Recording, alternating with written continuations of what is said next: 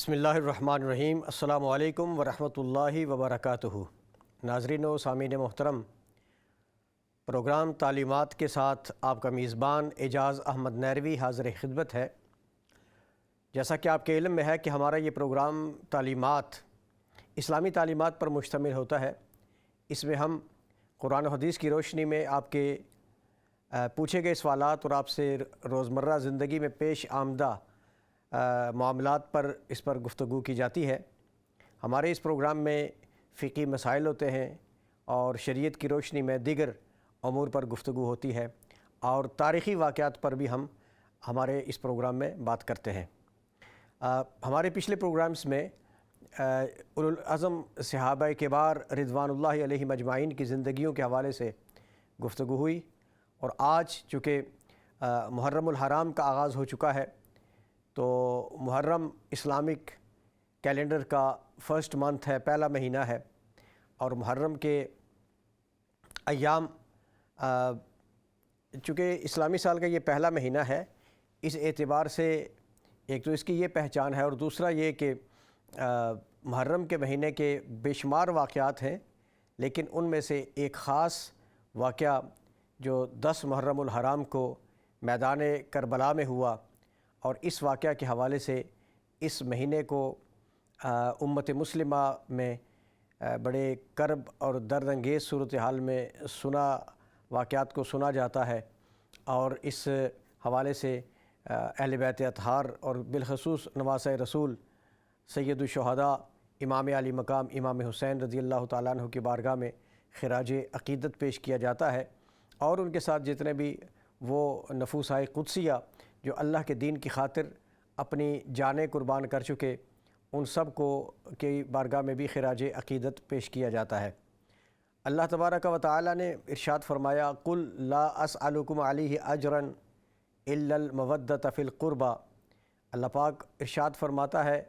کہ اے میرے محبوب صلی اللہ تعالی علیہ وآلہ وسلم، ان سے کہہ دیجئے لا اسألکم علیہ اجرا، اے لوگو آپ کو جو دین حق کی عظمتیں عطا کی گئی ہیں، جو آپ سجدہ ریز ہوتے تھے بتوں کے سامنے، ان سے ہٹا کر اللہ وحدہ لا شریک کی بارگاہ میں سجدہ ریزی کا ذوق آپ کو عطا کیا گیا۔ آپ کے دل کے اندر تمام غیریات کو ہٹا کر فقط اللہ تبارک و تعالیٰ کی محبت کو اجاگر کیا گیا، دین اسلام کی نعمتیں عطا کی گئیں، ہزار سختیاں اور صعوبتیں برداشت کر کے بھی دین اسلام آپ لوگوں تک پہنچایا۔ آپ لوگ جو خانہ کعبہ کے اندر 360 بت رکھے ہوئے تھے، ان کے سامنے آپ لوگ سجدہ ریز ہوتے تھے، گھوڑا آگے لے جانے پر جنگ چھڑتی تھی، اور کئی صدیاں اس جنگ میں بیت جاتی تھیں، کئی نوجوان اس میں کام آتے تھے، یعنی کہ اپنی جانوں سے ہاتھ دھو بیٹھتے تھے، اور نہ جانے کون کون سے خرافات آپ لوگوں کے اندر پائے جاتے تھے۔ ان سب سے نجات دلا کر آپ کو ایک اللہ وحدہ لا شریک کی بارگاہ میں سجدہ ریزی کا ذوق عطا کیا۔ آپ کو دین اسلام میں دی جانے والی وہ ساری عظمتوں سے روشناس کرایا گیا۔ آپ جو ایک دوسرے کے حقوق پہ ڈاکہ ڈالنے والے تھے، آپ جو مواخات مدینہ ہے، نبی اکرم صلی اللہ تعالیٰ علیہ وآلہ وسلم نے جب ہجرت کر کے آپ مدینہ طیبہ تشریف لائے تو آپ نے بھائی بھائی بنایا لوگوں کو، تو ان میں ایسے لوگ بھی تھے جو یعنی غیر شادی شدہ تھے، اور وہاں جن کا بھائی بنایا گیا تھا، بعض ایسے تھے کہ انہوں نے پیشکش کی کہ میں اپنی زوجہ کو طلاق دے کر آپ کے نکاح میں دے سکتا ہوں۔ اس سے یہ ممکن ہے کہ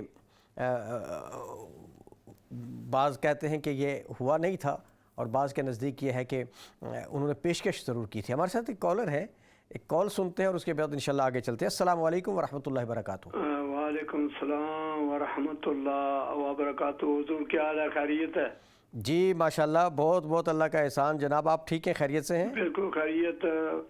آپ توحید اور رسالت کے نوری پھول یعنی قوم تک پہنچا رہے ہیں، اس کی میں محرم شریف کی مبارکباد پیش کرتا ہوں کہ اس طرح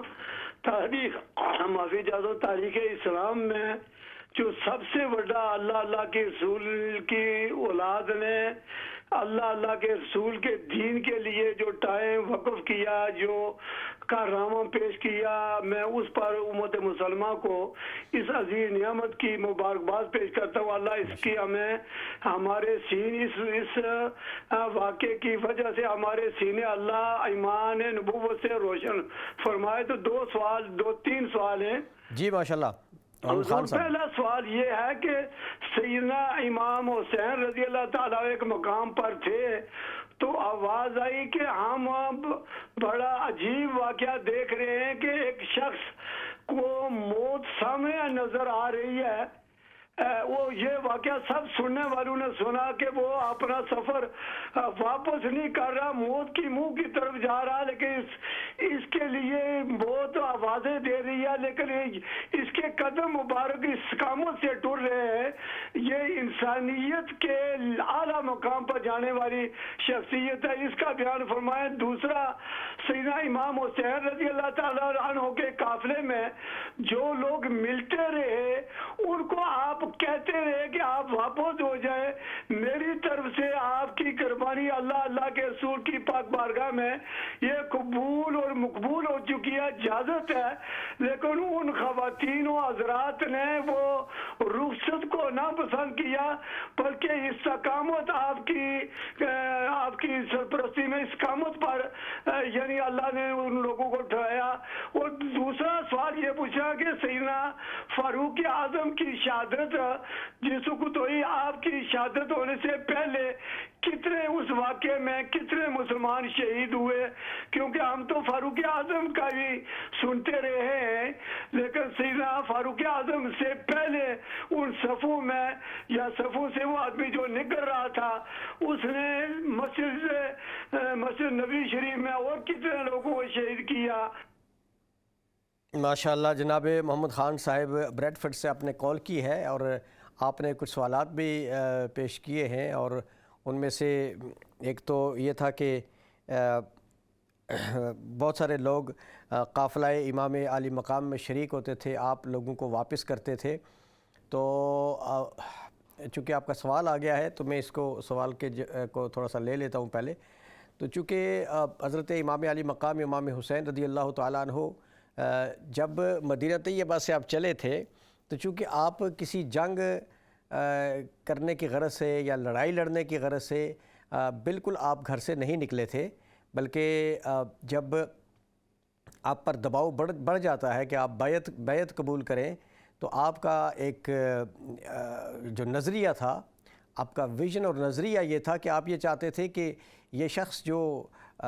علل اعلان اور کھلم کھلا شریعت مطہرہ کی پاسداری نہیں کرتا تو میں اس شخص کی بیعت نہیں کر سکتا۔ حالانکہ جب پہلی دفعہ کہا گیا تو آپ نے یہ فرمایا کہ بے شمار لوگوں کو یعنی سارے لوگوں کو بلایا جائے اور جمعہ کا دن ہو اور لوگوں میں بلا کر اعلان کیا جائے حضرت امیر معاویہ رضی اللہ تعالیٰ عنہ کے وصال کا، اور اس کے بعد اعلان کیا جائے تو پھر جب اگر سارے لوگ بیعت کریں گے، سارے کر لیں گے بیعت تو پھر میں بھی کر لوں گا، لیکن یہ کہ مجھے پہلے بیعت کے لیے کہہ کر یہ کہا جائے کہ اور پھر یہ اعلان کیا جائے کہ چونکہ امام حسین نے بیعت کر لی ہے تو آپ بھی بیعت کر لیں۔ تو امام علی مقام چونکہ اس وقت امام وقت تھے، امام وقت کا یہی کام ہوتا ہے کہ وہ حالات کی کیفیت کو جانچتا ہے، دیکھتا ہے، پرکھتا ہے۔ تو امام علی مقام کا اس وقت کام یہی تھا کہ میں چونکہ ایسے شخص کی کیسے بیعت کر سکتا ہوں جو اس وقت دین کی اور شریعت مطہرہ کی دھجیاں بکھیر رہا ہے، لہٰذا ایسی نہیں ہو سکتا۔ تو آپ کا مدینہ طیبہ سے نکلنے کا مقصد یہ تھا کہ مدینہ طیبہ حرم رسول صلی اللہ تعالیٰ علیہ وسلم ہے، اپنے نانا جان کے پیارے حرم کو کسی جنگ اور جدال کا مرکز نہ بنانے کی وجہ سے آپ وہاں سے نکلے، اور جو لوگ آپ کو ساتھ دینے کا اعلان بھی کرتے تھے تو آپ نے کسی کو ایسا نہیں کہا کہ میرے ساتھ چلو، لیکن جو صحابہ کرام رضوان اللہ تعالیٰ علیہم اجمعین کی جو اولادیں آپ کے ساتھ، ان کے صاحبزادگان آپ کے ساتھ گئے، اور آپ کے جو بھائی تھے حضرت عباس بن علی رضی اللہ تعالی عنہما، حضرت ابو بکر بن علی رضی اللہ تعالی عنہما، حضرت عمر بن علی رضی اللہ تعالی عنہما، حضرت عثمان بن علی رضی اللہ تعالی عنہما۔ یہ حضرت امام علی مقام امام حسین رضی اللہ تعالی عنہ کے برادران گرامی مرتبت ہیں۔ تو یہ سارے آپ کے ساتھ تھے، تو اور یہ ان سب نے وہاں جام شہادت نوش کیا ہے۔ تو عرض کرنے کا محمد خان صاحب مقصد یہ ہے کہ بہت سارے لوگوں نے جب یہ آپ کے ساتھ جانے کا وعدہ کیا تھا، خواہش ظاہر کی تھی، تو امام وقت اس وقت یہ کہتے تھے کہ آپ نہ چلیں، بلکہ حتی الوسع کوشش فرماتے تھے کہ آپ لوگوں کو روکنے کی کوشش کریں۔ ایون 9 اور 10 کی جو درمیانی رات تھی، آپ نے چراغ بجھایا، اور چراغ بجھا کے بھی تو سب کو یہی کہا کہ آپ میں سے جو جانا چاہتا ہے واپس جا سکتا ہے، میں کسی کو روکنے کے لیے اور کسی سے ناراض بھی نہیں ہوں گا، چونکہ ان لوگوں کو اب یہ میرے خون کے در پہ ہیں، تو میرے ساتھ تو انہوں نے جو کرنا ہے وہ کریں گے، لہٰذا آپ لوگ، آپ میں سے جو جانا چاہتا ہے تو وہ چلے جائیں۔ لیکن سب نے بیک زباں ہو کے کہا کہ حضرت آپ کو چھوڑ کر اس وقت دھرتی پر آپ جیسی مقدس شخصیت اگر موجود ہے، اگر آپ کو چھوڑ کر ہم جاتے ہیں تو ہم دین اسلام کے وفادار نہیں ہیں، نبی رحمت صلی اللہ تعالیٰ علیہ وآلہ وسلم کے وفادار نہیں ہیں۔ تو اس لیے ان نواسۂ رسول حضرت امام علی مقام امام حسین رضی اللہ تعالیٰ عنہ نے حتی الوسع کوشش کی۔ بہت سارے جو ساتھ جانا چاہتے تھے، راستے میں بھی ملتے تھے، ان کو بھی اب ساتھ نہیں لے جانا چاہ رہے تھے۔ مقصد ان کا یہی تھا کہ چونکہ آگے حالات کیسے ہوں گے، تو ان حالات کی وجہ سے آپ نے آپ کا جو دوسرا سوال تھا کہ آپ سیدنا فاروق اعظم کی شہادت کے وقت، تو وہ ملتا ہے کہ 9 لوگ مزید شہید ہوئے تھے اس واقعہ میں، چونکہ اس شخص نے اس کے پاس جو خنجر تھا، تو وہ اس خنجر سے جو صبح کی نماز کے وقت لوگ آئے تھے نماز پڑھنے کے لیے، تو نماز کے لیے جب لوگ آتے ہیں تو وہ کسی اسلحہ سے لیس ہو کر نہیں آتے۔ یہ شخص جس نے آپ پر حملہ کیا تھا، اور ابو لولو فیروز، تو اس نے امام حضرت عمر فاروق رضی اللہ تعالیٰ عنہ کے علاوہ جو باقی لوگ جو اس کو پکڑنے کے لیے آگے بڑھے، تو اس نے ان سب پر وار کیا، اور 9 لوگ جو ہیں وہ اس واقعہ میں شہید ہوئے تھے۔ تو یہ بات عرض کر رہا تھا میں یہ عرض کر رہا تھا کہ قُل لا اسألکم علیہ اجرا الا المودۃ فی القربیٰ، اے لوگوں، میں نے آپ کو دین اسلام کی عظمتیں عطا کی ہیں۔ جو پیشانیاں بتوں کے سامنے جھکتی تھیں، ان کو اللہ وحدہ لا شریک کے سامنے جھکایا ہے، اور آپ لوگوں کے دلوں کے اندر سے کفر اور شرک ختم کر کے اللہ وحدہ لا شریک کی توحید اور وحدانیت اور نبی رحمت صلی اللہ تعالیٰ علیہ وآلہ وسلم کی رسالت اور دین اسلام کی عظمتیں آپ کے دلوں کے اندر میں نے راسخ کی ہیں، اور اس ساری جتنی کاوش کی ہے، جتنی محنت کی ہے، اور آپ کو دین اسلام کے قریب تر لانے کی میں نے کوشش کی ہے، اس کے جواب میں آپ سے کچھ بھی نہیں مانگتا۔ لا اسألکم علیہ اجرا، اس پر کوئی اجر نہیں مانگتا، الا المودۃ فی القربیٰ، لیکن ایک بات میں آپ سے ضرور کہتا ہوں کہ میرے قرابت دار ہیں، میرے اہل بیت اطہار ہیں، ان کے ساتھ آپ نے مودت کرنی ہے۔ تو یہ قرآنی حکم ہے کہ ہم رسول اکرم صلی اللہ علیہ وآلہ وسلم کے خاندان کے ساتھ، رسول اللہ علیہ والسلام کے گھر والوں کے ساتھ، اہل بیت اطہار کے ساتھ عقیدت اور محبت کا وہ رشتہ جو اسلام ریکوائر کرتا ہے ہم سے، وہ قائم کریں، اور ان کی عقیدت دلوں کے اندر موجود ہو۔ رسول اکرم صلی اللہ تعالیٰ علیہ وآلہ وسلم نے ان کو فرمایا تھا، الحسن والحسین سیدا شباب اہل الجنہ، کہ حسن اور حسین یہ دونوں میرے پھول ہیں، یہ سیدہ شباب اہل الجنہ، یہ اہل جنت کے جو نوجوان ہوں گے ان کے یہ سردار ہوں گے۔ حضرت امام حسن اور امام حسین رضوان اللہ تعالیٰ علیہم اجمعین، اور ان کے علاوہ دیگر اہل بیت اطہار، ان کے ساتھ محبت اور ان کے ساتھ عقیدت اور ان کے ساتھ ایک تعلق قائم رکھنا اور ان کے ساتھ محبت کا رشتہ، یہ ہمارے ایمان کا ایک حصہ ہے، اہل بیت اطہار کے ساتھ عقیدت اور محبت قائم کرنا۔ دوستان محترم، حضور اکرم صلی اللہ تعالیٰ علیہ وسلم نے جس محنت اور جس کاوش کے ساتھ، جس کوشش کے ساتھ دین پھیلایا تھا، اور ایک ایک کر کے آپ غور فرمائیں، اس وقت کو اپنی ذہن کے سامنے لائیں کہ حضور اکرم صلی اللہ تعالیٰ علیہ وآلہ وسلم نے جب دین اسلام کی تبلیغ کی، لوگوں کو اکٹھا کیا، اور لوگوں کو اکٹھا کرنے کے بعد آپ فرمانے لگے کہ کیا میں نے آپ کے سامنے کبھی جھوٹ بولا ہے؟ کیا میں نے آپ کی امانت میں خیانت کی ہے؟ سب نے بیک زباں ہو کر آپ کو صادق اور امین کہا، بیک زباں ہو کر کہا۔ تو اس وقت آپ نے کہا کہ اگر آپ یہ مانتے ہو تو پھر ایک اللہ وحدہ لا شریک کی عبادت کرو، اس کو خدا مانو، اس کو اپنا رب مانو، اور یہ جن کے سامنے آپ جاتے ہو ان کو، وہ آپ کے کسی نفع اور نقصان کے مالک نہیں ہیں۔ حضرات محترم، حضرت امام علی مقام امام حسین رضی اللہ تعالیٰ عنہ کو یہی تعلیمات ملی تھیں، اور ان تعلیمات سے دیکھیں رسول اللہ علیہ والسلام نے جس شخصیت کو بچپنے میں اپنی گود میں رکھ کے آپ کتنے علماء کرام سے آپ نے واقعات سنے ہوں گے کہ حضور اکرم صلی اللہ تعالیٰ علیہ وآلہ وسلم ایک دفعہ تشریف لاتے ہیں تو دیکھا کہ رسول اللہ علیہ والسلام کی اوپر آپ نے چادر مبارک اوڑھی ہوئی ہے، تو چادر مبارک کے اندر سے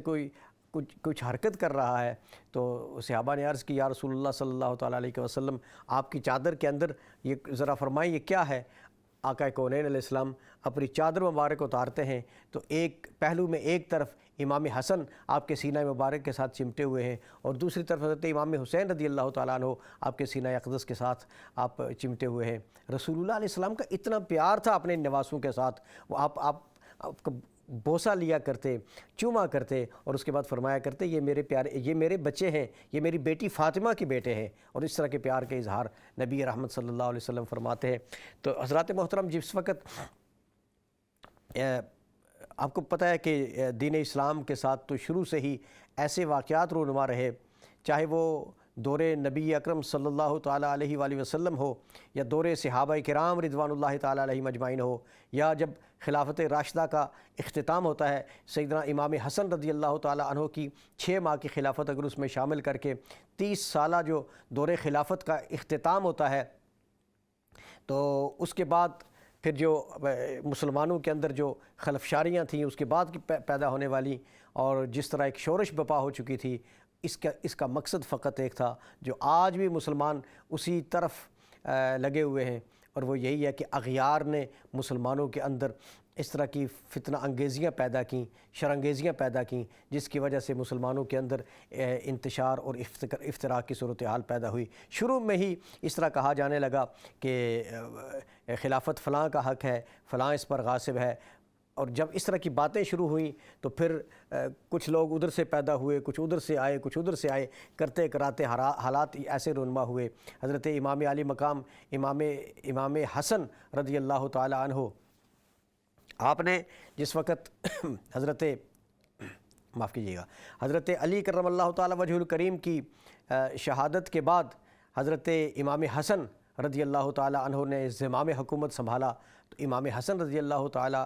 عنہ نے اپنے 6 ماہ کے دور خلافت کے بعد آپ نے اس وقت پھر حضرت امیر معاویہ رضی اللہ تعالیٰ عنہ کے ساتھ صلح فرمائی، اور صلح کر کے آپ نے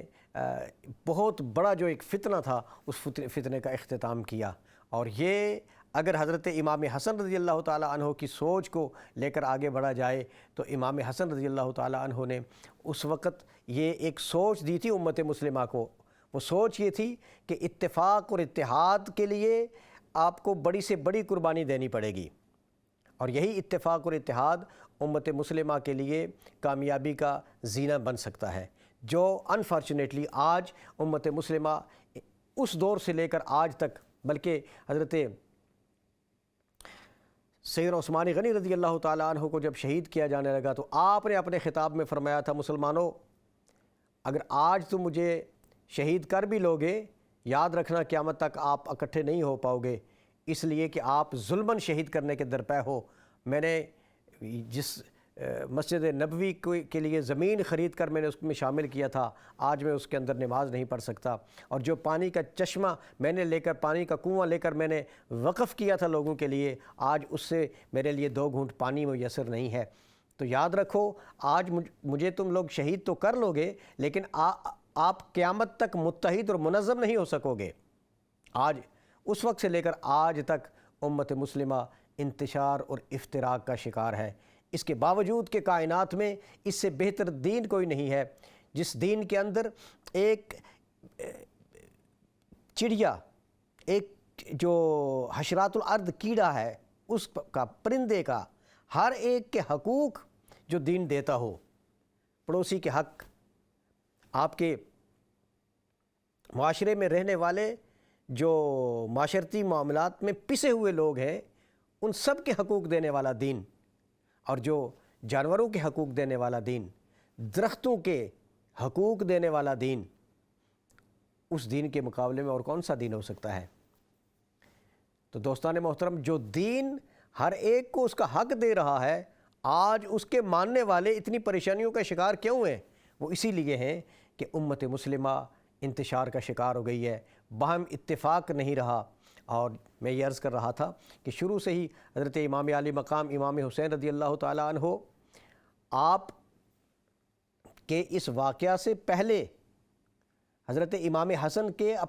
خلافت کے قربان کرنے اور صلح کرنے کے وقت سے بھی پہلے، اور پھر حضرت علی المرتضیٰ شیر خدا رضی اللہ تعالیٰ عنہ کی شہادت، ان سے قبل حضرت سیدنا عثمان غنی رضی اللہ تعالیٰ عنہ کی شہادت، ان سے قبل حضرت سیدنا عمر فاروق رضی اللہ تعالیٰ عنہ کی شہادت۔ تو یہ وہ واقعات تھے سارے کہ جو امت مسلمہ کو کمزور کرنے کے لیے، مسلمانوں کو کمزور کرنے کے لیے مسلمانوں کے اندر فتنے پھیلانے کی کوشش کی جا رہی تھی، اور اسی کوشش میں امت مسلمہ اب بھی ان کی کوشش کی وجہ سے اسی افتراق اور اسی انتشار کا شکار ہے۔ امام علی مقام امام حسین رضی اللہ تعالیٰ عنہ، انہوں نے کتنا ظلم برداشت کیا، کتنی قربانی دی، جو کائنات میں امام حسین امام علی مقام کی جو قربانی ہے اس کے مقابلے میں قربانی آج دن تک کوئی نہیں پیش کر سکتا۔ حضرت ابراہیم خلیل اللہ علیہ السلام نے اپنے بیٹے کو ذبح کیا تھا، اللہ کی راہ میں خواب دیکھا، بیٹے کو ذبح کرنے کی کوشش فرمائی، اللہ تبارک و تعالیٰ کی حکمت تھی، بیٹا ذبح نہیں ہوا، دمبا آ کر ذبح ہو گیا۔ لیکن حضرت ایک نبی نے اپنے لخت جگر کے گلے پہ چھری تو چلا دی تھی نا، وہ قربانی اپنی جگہ ہے۔ لیکن آؤ ذرا آج امام علی مقام امام حسین کی قربانی کا تو مشاہدہ کرو۔ میدان کرب و بلا میں آپ اپنے ننھے علی اصغر 6 ماہ کی عمر ہے، اور اس کو بچے کو اٹھا کر جاتے ہیں، کہتے ہیں بھئی آپ کی میرے ساتھ لڑائی ہو سکتی ہے، آپ کی میرے ساتھ دشمنی ہو سکتی ہے، یہ چھوٹے بچے کا قصور کیا ہے؟ اس کو پانی کے 2 گھونٹ دے دو تاکہ یہ بچہ، اس کی اس وقت زندگی اور موت کا سوال ہے، اور اتنے میں تیر آتا ہے اور ان کے ننھے منھے گلے میں پیوست ہو جاتا ہے۔ آپ وہ تیر نکالتے ہیں، پانی خون کا فوارہ بہہ نکلتا ہے، تو امام فرماتے ہیں رب کائنات، بلکہ عالم تصور میں جائیں تو حضرت امام علی مقام امام حسین رضی اللہ تعالیٰ عنہ یہ کہتے ہوں گے کہ اے حضرت سیدنا ابراہیم خلیل اللہ، آپ نے بھی اپنا بیٹا اللہ کی راہ میں قربان کیا تھا، لیکن جس کیفیت میں آج حسین اپنا بیٹا اللہ کی راہ میں قربان کر رہا ہے، یہ مثال اس سے بڑی ذرا مختلف ہے۔ حضرات محترم، ننھے علی اصغر سے لے کر نوجوان اور چڑھتی جوانیاں جن کی، 18 سال 19 سال کی عمریں جن کی، 12 سال کی عمروں والے، اور پھر آپ پر جان نثاری کرنے والے کتنے لوگ قربان ہوئے۔ اور یہ قربانی کیا تھی؟ امام علی مقام نے سب سے پہلے قربانی تو دی، مدینہ طیبہ چھوڑا۔ اور جو قربانی ہوتی ہے نا، اس قربانی میں یا تو انسان اپنا مال قربان کرتا ہے، یا وطن قربان کرتا ہے، یا اولاد قربان کرتا ہے۔ تو امام علی مقام نے تو یہ ساری قربانیاں پیش کی نا، مدینہ طیبہ چھوڑا، وطن چھوڑا، اور وطن بھی کیسا؟ مدینہ طیبہ جیسا، جہاں آپ روضہ رسول صلی اللہ تعالیٰ علیہ وسلم کا صبح و شام زیارت کرتے، رسول اللہ علیہ السلام کی مسجد نبوی کے امام تھے، نمازیں پڑھاتے تھے رسول اللہ صلی اللہ علیہ وسلم کی مسجد مبارکہ میں۔ امام حسین رضی اللہ تعالیٰ عنہ یہ قربانیاں دینے کے بعد جب وقت آیا نا کہ ظالم اور جابر بادشاہ کے سامنے کلمہ حق ادا کرنے کا جب وقت آیا، تو اس وقت امام علی مقام امام حسین نے ظالم اور جابر سلطان کے سامنے کلمہ حق یوں کہا کہ میں اپنے سارے خاندان کو قربان کر دوں گا، اپنی جان بھی قربان کر دوں گا، لیکن میں آپ کے ہاتھ پر بیعت نہیں کروں گا، اس لیے کہ آپ فاسق و فاجر ہو، آپ فاسق مولن ہو، اور جو فاسق و فاجر ہو، حسین کی موجودگی میں اگر کوئی فاسق و فاجر آ کر بیعت مانگتا ہے تو ہم کس طرح دے سکتے ہیں۔ ایک مختصر سا وقفے کا ٹائم ہوا چاہتا ہے، اس بریک کے بعد ہم پھر حاضر ہوتے ہیں۔ کہیں جائیے گا نہیں، انتظار فرمائیے، بریک کے بعد حاضر ہوتے ہیں۔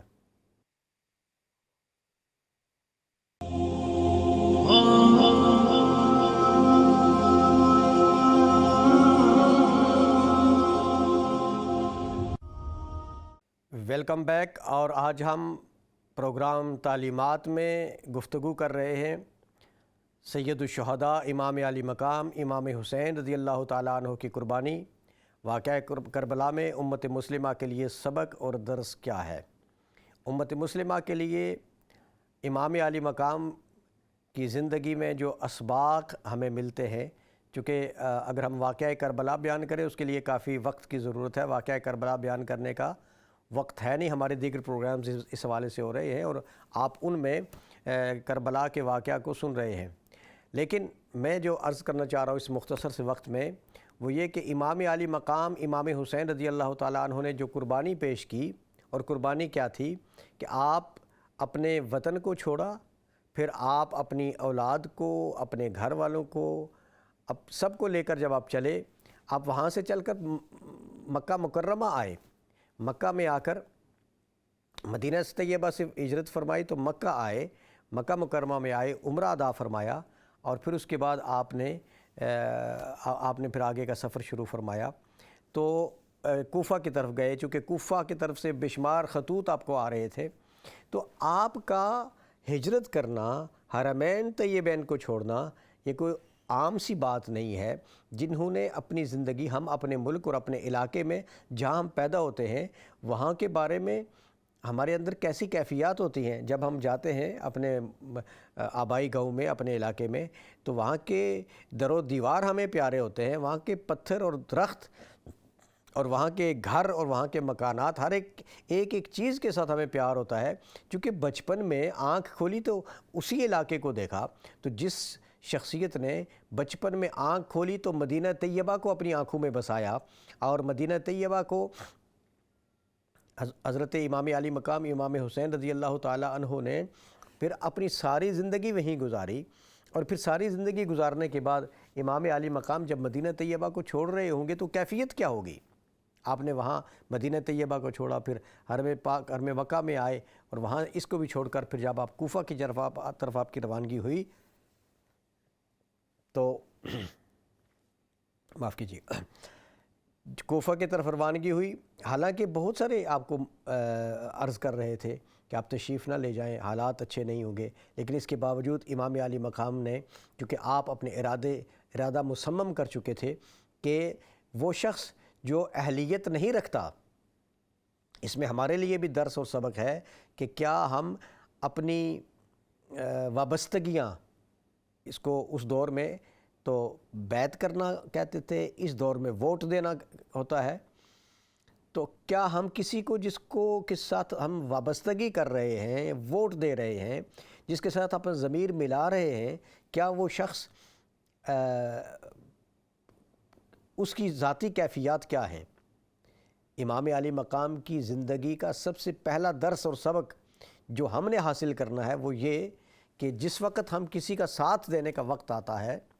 کسی کو اقتدار میں لانے کے لیے ہو یا کسی اور معاملے میں، یہ ضروری نہیں کہ کسی ملک کا اقتدار دینا ہوتا ہے، وہ اقتدار کسی بھی طور پہ بھی ان کو دیا جا سکتا ہے۔ جب کسی کو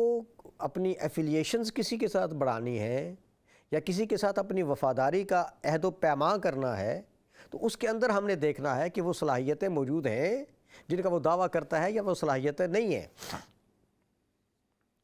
امیر المومنین کس نے ہونا تھا؟ جس کے اندر خوف خدا بھی ہو، جس کے اندر عشق مصطفیٰ بھی ہو، جس کے اندر اکابرین کے بتائے ہوئے اصولوں اور طریقوں کے مطابق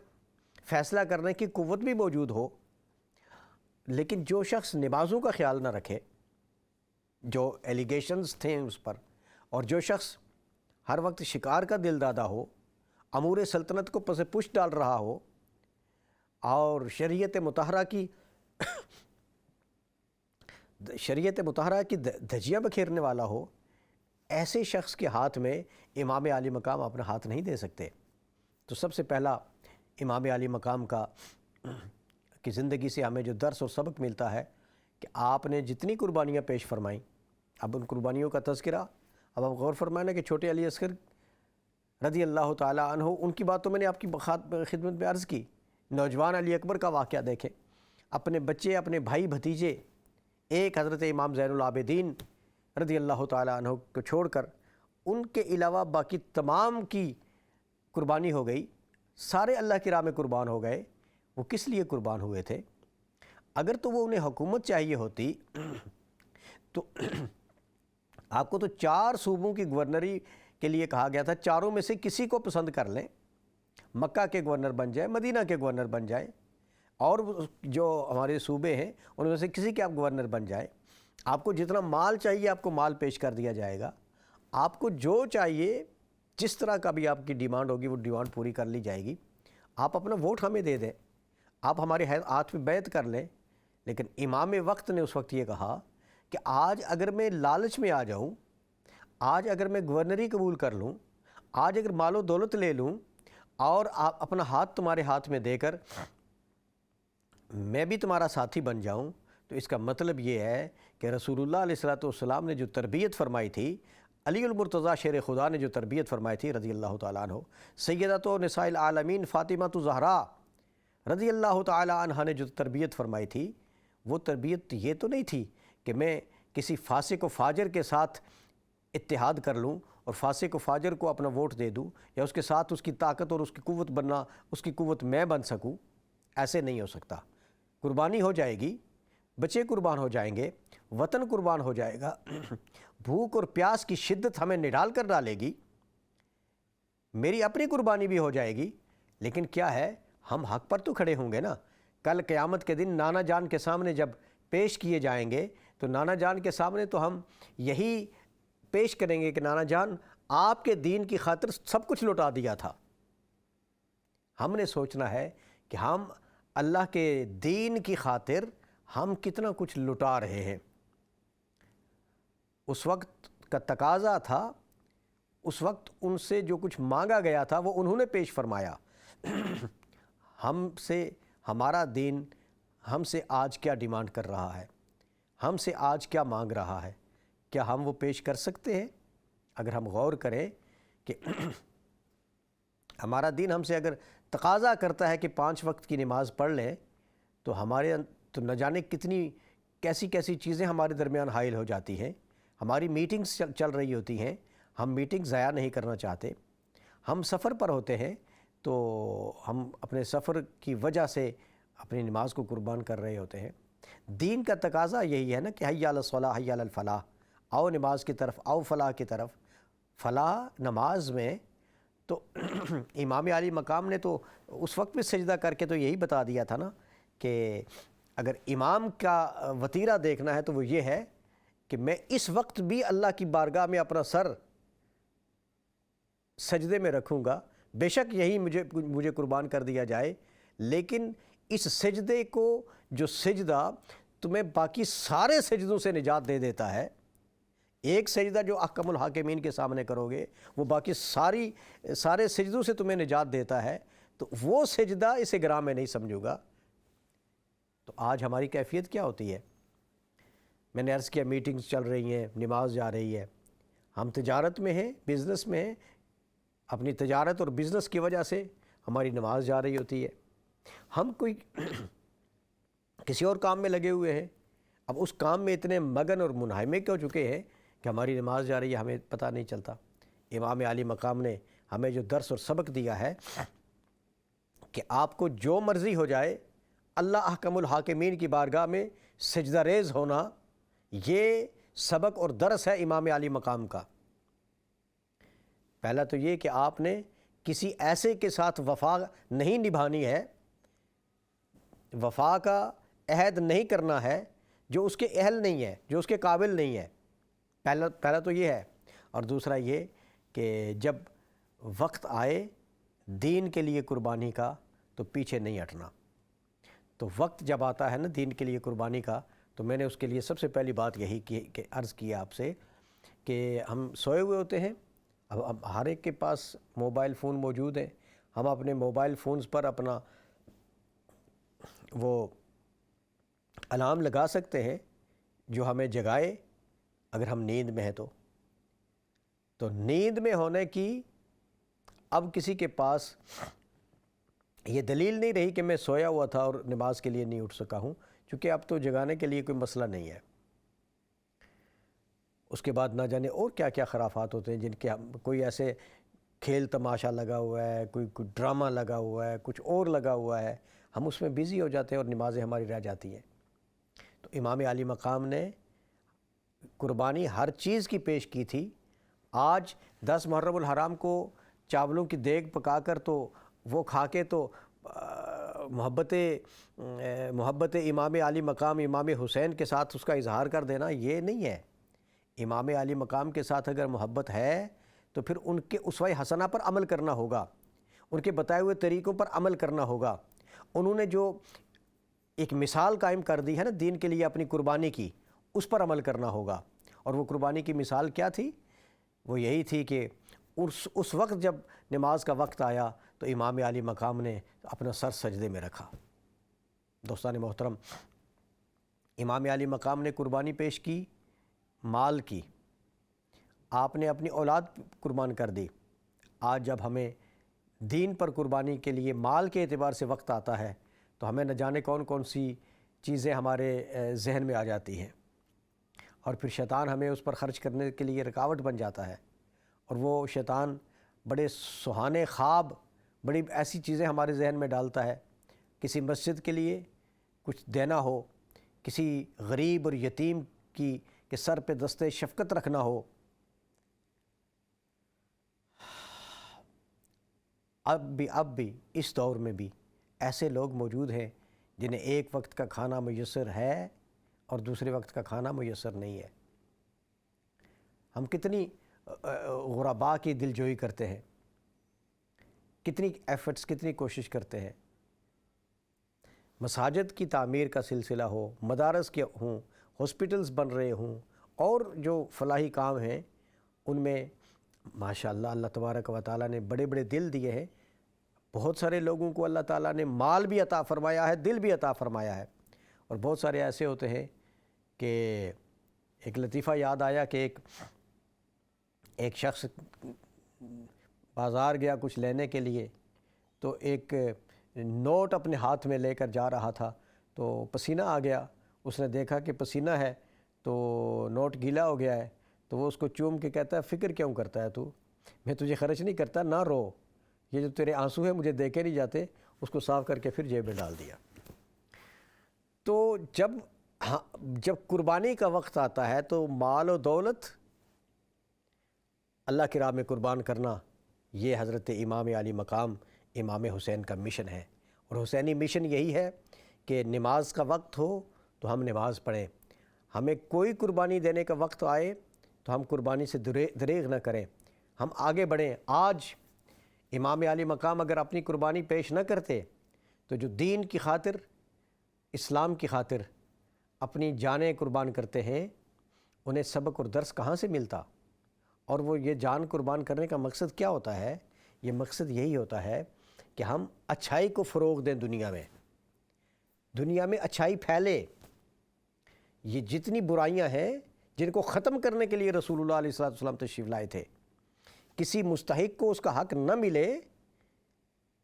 یہ اسلام نہیں ہے۔ اسلام یہ ہے کہ اس کو اس کا حق ملنا چاہیے۔ اسلام یہ ہے کہ کسی کمزور پر ظلم نہ کیا جائے۔ تو یہی وہ کیفیات تھیں جن پر امام علی مقام امام حسین رضی اللہ تعالیٰ عنہ نے اپنی قربانیاں پیش کی۔ حضرت امام علی مقام کے حوالے سے ایک واقعہ بچپن کا، ان کی تربیت کا میں ایک بات عرض کر کے تو پھر بات کو ختم کرنے کی طرف بڑھوں گا کہ امام علی مقام آپ ایک بزرگ تھے، اچھی عمر والے، غالباً صحابی ہوں گے، تو وہ وضو کے لیے نماز کے لیے وضو کرنے لگے، تو ایسے ہوا کہ انہوں نے جب پاؤں دھوئے تو وہ ٹخنے ان کے جو تھے نا وہ گیلے نہ کر سکے،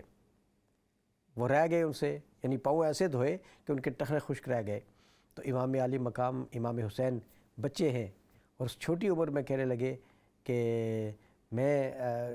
چچا جان میں وضو کرتا ہوں اور اگر میرا وضو غلط ہو تو ذرا غلطی نکالیے گا۔ اب ان کو یہ نہیں بتایا کہ آپ کے ٹخنے خشک رہ گئے ہیں، آپ کا وضو کمپلیٹ نہیں ہوا۔ انہوں نے کہا میں وضو کرتا ہوں اور اس وضو میں اگر کوئی غلطی ہو تو اس غلطی کی اصلاح فرمائیں۔ آپ نے وضو کیا، وضو کرتے ہوئے آپ نے ٹخنوں کو بار بار دھونے لگے، بار بار اس لیے دھویا تاکہ ان کو یہ بات ذہن میں آئے، ان کو فوراً پتہ چل گیا، وہ جو صحابی تھے، جو بزرگ تھے، ان کو فوراً پتہ چل گیا، غالباً صحابی تھے یا کوئی بھی جو بھی تھے، تو ان کو اسی وقت ذہن میں یہ بات آ گئی کہ میں جو پاؤں میں دھو رہا تھا اور ٹخنے میرے خشک رہ گئے تھے، میں نے پراپر طریقے سے پاؤں نہیں دھوئے۔ تو یہ انداز تربیت تھا ان کا، کس طرح کسی دوسرے آدمی کو اگر اس کی غلطی نکالنی ہے تو کس طرح، اگر ہم میں سے کوئی ہوتا تو ہم فوراً اسی وقت کہتا ہے جو یہ آپ نے آپ کا وضو کمپلیٹ نہیں ہوا، آپ اپنا وضو درست کریں۔ تو امام علی مقام کا مقام اور مرتبہ یہ ہے کہ ان کی تربیت کا انداز یہ تھا کہ ان بزرگوں کی تاکہ عزت نفس بھی مجروح نہ ہو۔ تو یہ تعلیمات محمدی ہیں، یہ تعلیمات اسلام ہیں، اور امام علی مقام امام حسین رضی اللہ تعالیٰ عنہ نے سب کچھ قربان کر کے یہ دنیا کو صرف یہی بتایا ہے کہ دین آپ سے جس وقت قربانی مانگے، جتنی قربانی مانگے اور جس انداز کی قربانی مانگے، آپ نے پیچھے نہیں ہٹنا ہے۔ اللہ احکم الحاکمین کی بارگاہ میں اپنا پیش کر دینا ہے جس چیز کا تقاضا کیا جا رہا ہے۔ اگر آپ پیش کرو گے تو اللہ کی بارگاہ میں بھی آپ کی عزتوں میں اضافہ ہوگا، اس کے نبی رحمت صلی اللہ تعالی علیہ وسلم کی بارگاہ میں بھی عزتوں میں اضافہ ہوگا، اور دنیا میں مسلمان ایک وقار کی زندگی گزاریں گے۔ آج مسلمان لیت و لال کا شکار ہوئے، آج مسلمان قربانی سے پیچھے ہٹنا شروع ہو گئے۔ تو آج گردوں نے ہمیں یہ دن بھی دکھائے ہیں کہ مسلمان اس وقت دنیا میں اتنی اکثریت کے باوجود مظلوم، جہاں دیکھا جائے وہ مسلمان مظلوم ہیں۔